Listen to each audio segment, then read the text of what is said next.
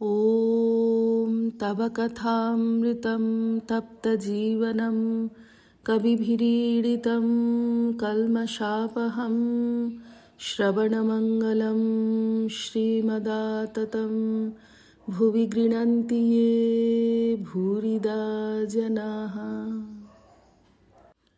প্রহ্লাদ চরিত্রাভিনয় দর্শনে স্টার থিয়েটারে 1884 14ই ডিসেম্বর। শ্রী রামকৃষ্ণ। আমি বলি, মা, আমি যন্ত্র, তুমি যন্ত্রী, আমি জড়, তুমি চেতয়িতা, যেমন করাও তেমনি করি, যেমন বলাও তেমনি বলি। যারা অজ্ঞান তারা বলে কতক আমি করছি, কতক তিনি করছেন। গিরিশ। মহাশয়, আমি আর কি করছি, আর কর্মই বা কেন? শ্রী রামকৃষ্ণ। না গো, কর্ম ভালো। জমি পাট করা হলে যা রুইবে তাই জন্মাবে। তবে কর্ম নিষ্কামভাবে করতে হয়। পরমহংস দুই প্রকার, জ্ঞানী পরমহংস আর প্রেমী পরমহংস। যিনি জ্ঞানী তিনি আপ্তসার, আমার হলেই হলো। যিনি প্রেমী, যেমন সুখদেবাদি, ঈশ্বরকে লাভ করে আবার লোকশিক্ষা দেন। কেউ আম খেয়ে মুখটি পুঁছে ফেলে, কেউ 5 জনকে দেয়। কেউ পাতকুয়া খুঁড়বার সময় ঝুড়ি কোদাল আনে, খোঁড়া হয়ে গেলে ঝুড়ি কোদাল ওই পাতকোতেই ফেলে দেয়। কেউ ঝুড়ি কোদাল রেখে দেয় যদি পাড়ার লোকের কারুর দরকার লাগে।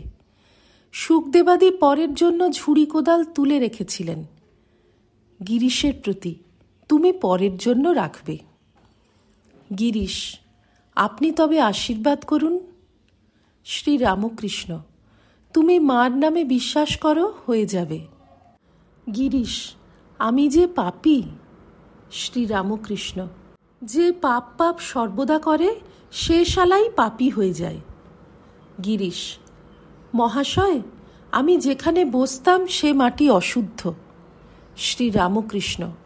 সে কি, 1000 বছরের অন্ধকার ঘরে যদি আলো আসে, সে কি একটু একটু করে আলো হয়, না একেবারে দপ করে আলো হয়? গিরিশ। আপনি আশীর্বাদ করলেন। শ্রী রামকৃষ্ণ। তোমার যদি আন্তরিক হয় আমি কি বলবো, আমি খাই দাই তার নাম করি। গিরিশ। আন্তরিক নাই, কিন্তু ওইটুকু দিয়ে যাবেন। শ্রী রামকৃষ্ণ। আমি কি, নারদ সুখদেব এরা হতেন তো? গিরিশ। নারদাদি তো দেখতে পাচ্ছি না, সাক্ষাৎ যা পাচ্ছি। শ্রী রামকৃষ্ণ সহাস্যে। আচ্ছা, বিশ্বাস। কিয়ৎক্ষণ সকলে চুপ করিয়া আছেন, আবার কথা হইতেছে। গিরিশ। একটি সাধ, অহেতুকী ভক্তি। শ্রী রামকৃষ্ণ। অহেতুকী ভক্তি ঈশ্বর কোটির হয়, জীব কোটির হয় না। সকলে চুপ করিয়াছেন। ঠাকুর আনমনে গান ধরিলেন, দৃষ্টি ঊর্ধ্ব দিকে। শ্যামাধন কি সবাই পায়, কালীধন কি সবাই পায়, অবোধ মন বোঝে না একই দায়। শিবেরই অসাধ্য সাধন মন মজানো রাঙা পায়। ইন্দ্রাদি সম্পদ সুখ তুচ্ছ হয় যে ভাবে মায়। সদানন্দ সুখে ভাসে শ্যামা যদি ফিরে চায়। যোগীন্দ্র মুনীন্দ্র ইন্দ্র যে চরণ ধ্যানে না পায়। নির্গুণে কমলাকান্ত তবু সে চরণ চায়। গিরিশ। নির্গুণে কমলাকান্ত তবু সে চরণ চায়। তৃতীয় পরিচ্ছেদ। শ্রী রামকৃষ্ণ গিরিশের প্রতি। তীব্র বৈরাগ্য হলে তাকে পাওয়া যায়, প্রাণ ব্যাকুল হওয়া চাই।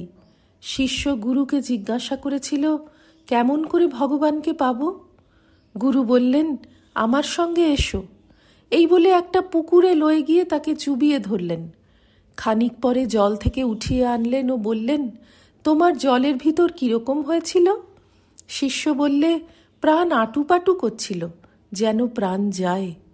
গুরু বললেন, দেখো, এইরূপ ভগবানের জন্য যদি তোমার প্রাণ আটুপাটু করে তবেই তাকে লাভ করবে। তাই বলি, 3 টান একসঙ্গে হলে তবে তাকে লাভ করা যায়।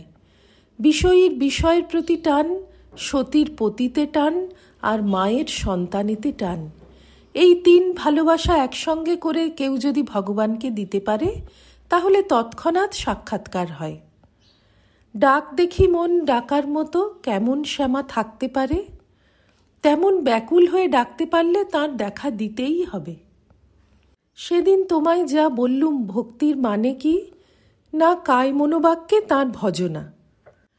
কায়ে অর্থাৎ হাতের দ্বারা তাঁর পূজা ও সেবা, পায়ে তাঁর স্থানে যাওয়া, কানে তাঁর ভাগবত শোনা, নাম গুণকীর্তন শোনা, চক্ষে তাঁর বিগ্রহ দর্শন, মন অর্থাৎ সর্বদা তাঁর ধ্যান চিন্তা করা, তাঁর লীলা স্মরণ মনন করা, বাক্য অর্থাৎ তাঁর স্তব স্তুতি, তাঁর নাম গুণকীর্তন এইসব করা। কলিতে নারদীয় ভক্তি, সর্বদা তাঁর নাম গুণকীর্তন করা। যাদের সময় নাই তারা যেন সন্ধ্যা সকালে হাততালি দিয়ে একমনে হরিবোল হরিবোল বলে তাঁর ভজনা করে। ভক্তির আমিতে অহংকার হয় না, অজ্ঞান করে না, বরং ঈশ্বর লাভ করিয়ে দেয়। এ আমি আমির মধ্যে নয়। যেমন হিঞ্চে শাক শাকের মধ্যে নয়, অন্য শাকে অসুখ হয় কিন্তু হিঞ্চে শাক খেলে পিত্ত নাশ হয়, উল্টে উপকার হয়। মিছরি মিষ্টির মধ্যে নয়, অন্য মিষ্ট খেলে অপকার হয়, মিছরি খেলে অম্বল নাশ হয়। নিষ্ঠার পর ভক্তি, ভক্তি পাকলে ভাব হয়, ভাব ঘনীভূত হলে মহাভাব হয়, সর্বশেষে প্রেম। প্রেম রজ্জুর স্বরূপ। প্রেম হলে ভক্তের কাছে ঈশ্বর বাঁধা পড়েন আর পালাতে পারেন না। সামান্য জীবের ভাব পর্যন্ত হয়, ঈশ্বরকোটি না হলে মহাভাব প্রেম হয় না। চৈতন্যদেবের হয়েছিল। জ্ঞানযোগ কি? যে পথ দিয়ে স্বস্বরূপকে জানা যায়। ব্রহ্মই আমার স্বরূপ, এই বোধ। প্রহ্লাদ কখনো স্বস্বরূপে থাকতেন, কখনো দেখতেন আমি একটি তুমি একটি, তখন ভক্তিভাবে থাকতেন। হনুমান বলেছিল, রাম কখনো দেখি তুমি পূর্ণ আমি অংশ, কখনো দেখি তুমি প্রভু আমি দাস। আর রাম যখন তত্ত্বজ্ঞান হয় তখন দেখি তুমিই আমি, আমি তুমি। গিরিশ। আহা! শ্রী রামকৃষ্ণ। সংসারে হবে না কেন, তবে বিবেক বৈরাগ্য চাই। ঈশ্বর বস্তু আর সব অনিত্য, দুদিনের জন্য, এইটি পাকা বোধ চাই। উপর উপর ভাসলে হবে না, ডুব দিতে হবে। এই বলিয়া ঠাকুর গান গাহিতেছেন, ডুব ডুব ডুব রূপসাগরে আমার মন, তলাতল পাতাল খুঁজলে পাবি রে প্রেম রত্নধন। আরেকটি কথা, কামাদি কুমিরের ভয় আছে। গিরিশ। যমের ভয় কিন্তু আমার নাই। শ্রী রামকৃষ্ণ। না, কামাদি কুমিরের ভয় আছে, তাই হলুদ মেখে ডুব দিতে হয়। বিবেক বৈরাগ্যরূপ হলুদ। সংসারে জ্ঞান কারু কারু হয়, তাই 2 যোগীর কথা আছে, গুপ্তযোগী ও ব্যক্তযোগী। যারা সংসার ত্যাগ করেছে তারা ব্যক্তযোগী, তাদের সকলে চেনে। গুপ্তযোগীর প্রকাশ নাই। যেমন দাসী সব কর্ম করছে, কিন্তু দেশের ছেলেপুলেদের দিকে মন পড়ে আছে। আর যেমন তোমায় বলেছি, নষ্ট মেয়ে সংসারের সব কাজ উৎসাহের সহিত করে, কিন্তু সর্বদাই উপপতির দিকে মন পড়ে থাকে। বিবেক বৈরাগ্য হওয়া বড় কঠিন। আমি কর্তা আর এসব জিনিস আমার, এ বোধ সহজে যায় না। একজন ডিপুটিকে দেখলুম 800 টাকা মাইনে, ঈশ্বরীয় কথা হচ্ছে, সেদিকে মন একটুও দিলে না। একটা ছেলে সঙ্গে করে এনেছে, তাকে একবার এখানে বসায় একবার সেখানে বসায়। আর একজনকে আমি জানি, নাম করব না, জব করত খুব, কিন্তু 10,000 টাকার জন্য মিথ্যা সাক্ষী দিছিল। তাই বলছি, বিবেক বৈরাগ্য হলে সংসারেতেও হয়। গিরিশ। এ পাপীর কি হবে? ঠাকুর ঊর্ধ্বদৃষ্টি হইয়া করুণ স্বরে গান ধরিলেন, ভাব শ্রীকান্ত নরকান্তকারী রে, নিতান্ত কৃতান্ত ভয়ান্ত হরি। ভাবিলে ভব ভাবনা যায় রে, তরে তরঙ্গে ভ্রুভঙ্গে ত্রিভঙ্গে যেবা ভাবে। এলি কি তত্ত্বে এ মর্তে, কুচিত্ত কুবৃত্ত করিলে কি হবে রে? উচিত্ত নয় দাশরথীরে ডুবাবি রে, করো এ চিত্ত প্রাচিত্য সে নিত্য পদভেবে।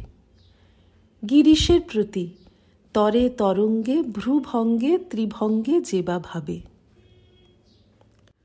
ওম নিরঞ্জনম নিত্যমনন্তরূপং ভক্তানুকম্পাধৃতবিগ্রহং বৈ ঈশাবতারং পরমেশমিড্যং তং রামকৃষ্ণং শিরসা নমামঃ। শ্রীরামকৃষ্ণার্পণমস্তু।